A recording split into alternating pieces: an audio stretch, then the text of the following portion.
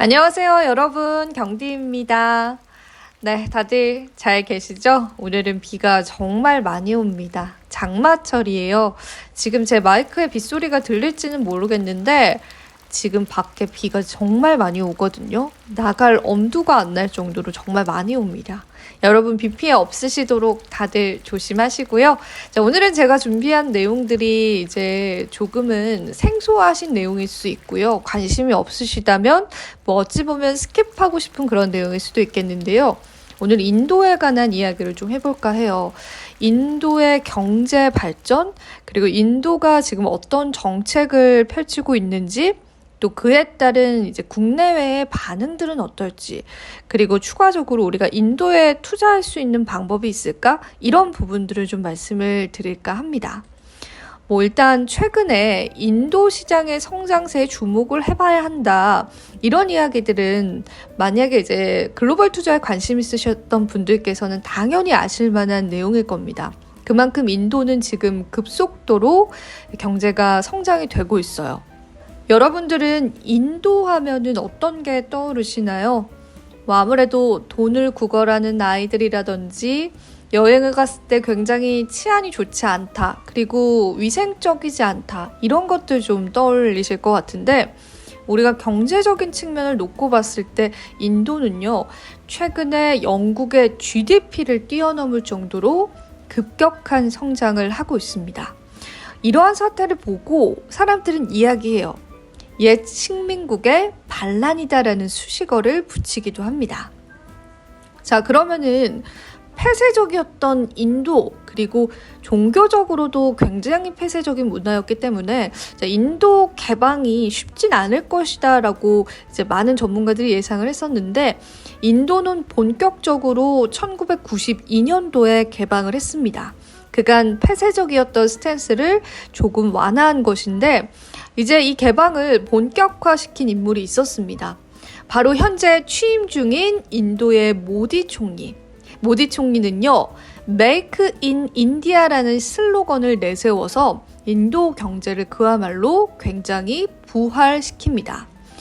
인도 경제가 개방이 되고 또 인도 안에서 굉장히 많은 생산을 하고 있어요. 지금 국민들의 중산층 여부도 계속해서 늘어가고 있다라고 합니다.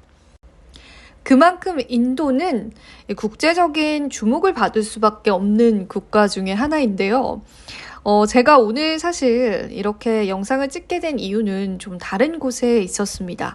바로 인도가 최근에 러시아산 원유를 대량으로 수입을 해서 경제적인 이득을 취하고 있다는 그러한 이유들입니다. 자, 그 기사가 나고 나서 이제 인도적인 차원에서 인도를 굉장히 비판하는 여론이 조성이 되기도 했었고, 실제적으로 국내에 있는 대외정책연구원에서는 이와 관련해서 보다 면밀하게 조사를 진행하기도 했습니다. 그 자료들을 참고로 제가 지금부터 알려드리도록 할게요. 인도의 러시아 수입이 1년 사이에 무려 4배 이상 증가했다라는 소식이 전해져 왔습니다. 인도는 러시아의 에너지 수입 제재로 인해서 가격이 대폭 하락한 러시아산 원유를 대거로 수입을 했습니다. 게다가 정부 측 입장 역시도 러시아로부터 주요 원자재 수입을 당분간 지속하겠다라는 그런 입장을 표명하고 있는 상황입니다. 인도가 주로 수입하는 품목은 원유나 화학비료, 해바라기 씨유로 알려져 있는데요. 관련한 자료도 여러분들 같이 살펴보시면 될 것 같습니다. 품목별로 보자면 2022년 석유 수입이 전년 대비해서 9.7% 증가했고요. 인도의 러시아산 비료 수입 역시도 전년 대비해서 460% 증가했습니다. 그리고 인도의 러시아산 동물성 유지 수입 역시도 전년 대비해서 무려 200%가량 증가를 했습니다. 그리고 러시아산 우랄산 석유 역시도 그 수입 비중을 확대했습니다. 그러니까 지금 러시아에 관한 경제 제재로 서방 주요 국가들이 러시아산 원자재를 사지 말아라라는 그러한 정책을 펼치고 있잖아요. 그래서 웬만한 나라들이 러시아산 원유 수입이라든지 다른 원자재 수입을 좀 중단하고 있는 상황입니다. 그런데 그런 상황 속에서 보다 가격이 저렴해진 러시아산 원유를 인도는 사들이고 있는 거죠. 그에 따른 경제적인 이득을 계속해서 부풀리고 있다라는 그러한 분석인데, 자, 이러한 인도의 할인된 원자재 수입 효과를 한번 경제적인 시각으로 풀어보겠습니다. 일단은 물가 상승을 억제하는 데 엄청난 효과를 줬습니다. 사실 우리가 인플레이션, 피크 아웃이다, 인플레이션 더 치솟을 것이다, CPI 지표가 어떻다, 연준 의원들이 어떻다라고 계속 논의했던 이유 중에 하나는 바로 이 인플레이션 때문이었거든요. 그런데 물론 인도가 적절한 통화 정책을 실시했다라는 그러한 평가도 있지만 그와 더불어서 상대적으로 낮은 가격으로 수입한 원자재로 인해서 물가 상승을 억제할 수 있었다라는 평가도 나오고 있는 겁니다.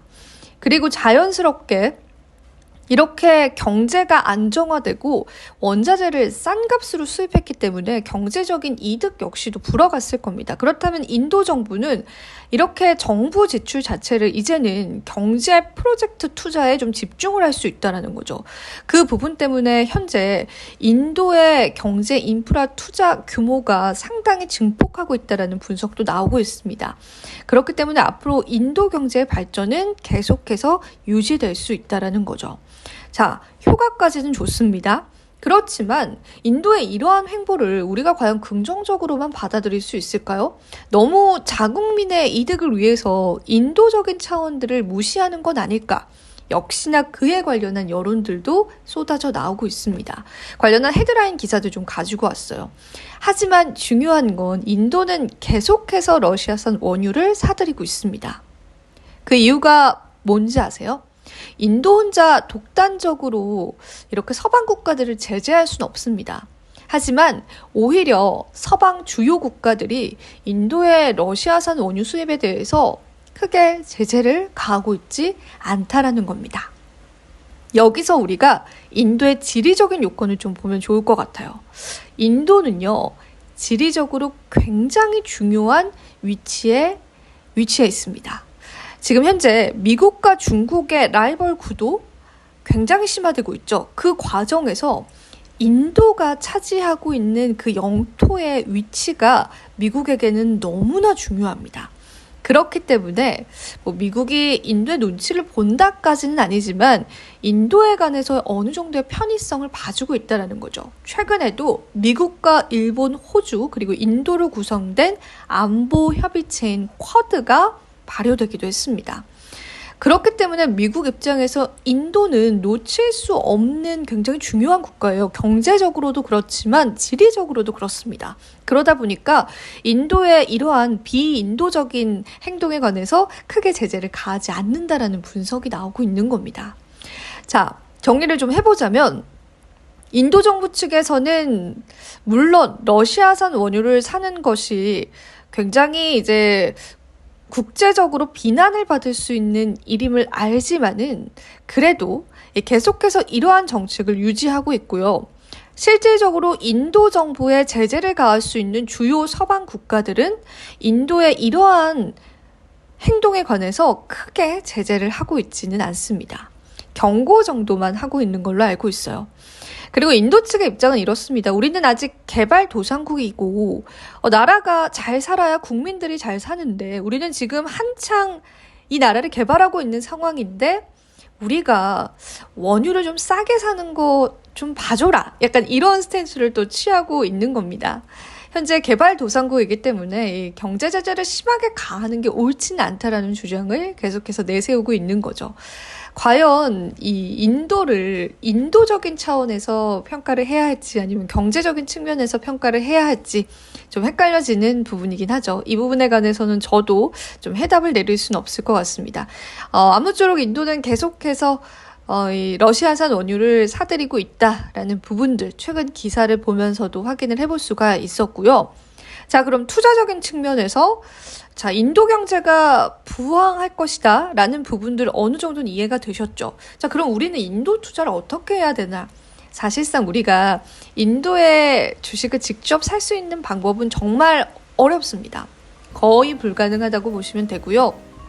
그나마 인도 관련한 투자 ETF 상품들이 있어서 몇 가지를 가지고 왔는데 참고로 한번 봐주세요. 일단은 코세프 인도 니프티 50 합성이라는 이 키움증권에서 내놓은 ETF 상품이 있는데요. 상장된 지 굉장히 오래됐기 때문에 그 부분을 좀 염두를 해주셔야 될 것 같고요. 그리고 세계 최대 자산 운용사 중에 하나인 블랙록 역시도 이런 인도 ETF를 키움증권보다 더 먼저 내놓기도 했습니다. INDA라는 ETF인데 앞서서 보여드린 그런 상품보다 더 오래된 상품이기 때문에 그 부분도 참고해 주시면 될 것 같고요. 그리고 최근 들어서 인도 ETF에 관해서도 좀 다양한 상품이 출시가 되고 있습니다. 그거 관련한 자료가 얼마 전에 좀 뉴스 기사를 통해서 나왔더라고요. 그래서 그 부분도 여러분들이 같이 좀 참고를 해보시면서 인도 투자에 관해서도 한 번쯤 생각을 해보시면 될 것 같습니다. 네, 오늘 인도에 관한 이야기 좀 들려드려 봤습니다. 어떻게 좀 흥미로우셨나요? 사실 아직 국내 투자자분들 중에서는 인도에 관심 있는 분들이 그리 많진 않습니다. 저도 알고 있습니다. 아마 조회수가 잘 나오진 않을 것이다 라고 알고 있긴 하지만 그래도 이제 중요한 내용이고 우리가 알아간다면 또 이 투자 시장을 대하는 데 있어서 분명히 도움이 될 내용이기 때문에 제가 오늘 좀 준비를 해봤습니다. 자, 오늘도 도움되셨을 시간이길 바라고요. 경디는 바로 물러가 보도록 할게요. 여러분 안녕.